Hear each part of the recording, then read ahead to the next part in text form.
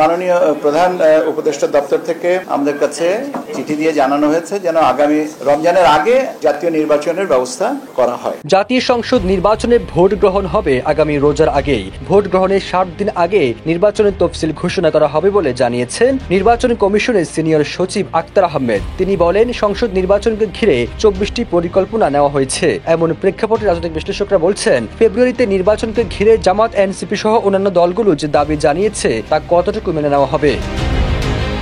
আগারগাঁও নির্বাচন কমিশন ভবনে রোডম্যাপ ঘোষণাকালে তিনি বলেন, আগামী 15 সেপ্টেম্বর থেকে সকল দল সহ অংশীদারের সঙ্গে সংলাপ শুরু হবে, যা চলবে অক্টোবর পর্যন্ত।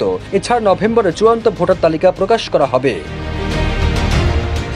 আক্তার আহমেদ আরো বলেন, প্রতি বুথে 600 পুরুষ ও 500 নারী রাখার চিন্তা করছে। ভোট গ্রহণের 30 দিন আগেই আমরা এই সংখ্যা প্রকাশ করব।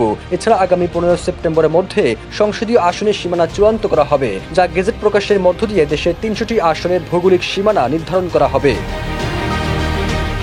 নির্বাচনে অংশ নিতে আগ্রহী নতুন রাজনৈতিক দলগুলোকে প্রাথমিক নিবন্ধনের জন্য 14 সেপ্টেম্বর পর্যন্ত সময় দেওয়া হয়েছে। এরপর দলগুলো কাগজপত্র যাচাই বাছাই করে চূড়ান্ত প্রজ্ঞাপন জারি করা হবে 30 সেপ্টেম্বর। এই প্রজ্ঞাপন জারির মাধ্যমে নতুন দলগুলোর আনুষ্ঠানিকভাবে নির্বাচনী প্রক্রিয়ায় অংশগ্রহণের সুযোগ তৈরি হবে।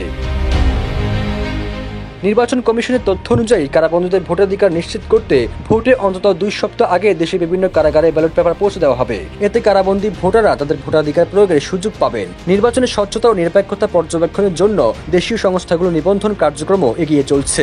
আগামী 15 নভেম্বরের মধ্যে নিবন্ধন প্রক্রিয়া সম্পূর্ণ করার সময় নির্ধারণ করেছে ইসি। সবুজ আলম, নিউজ ডেস্ক, ইত্তেফাক।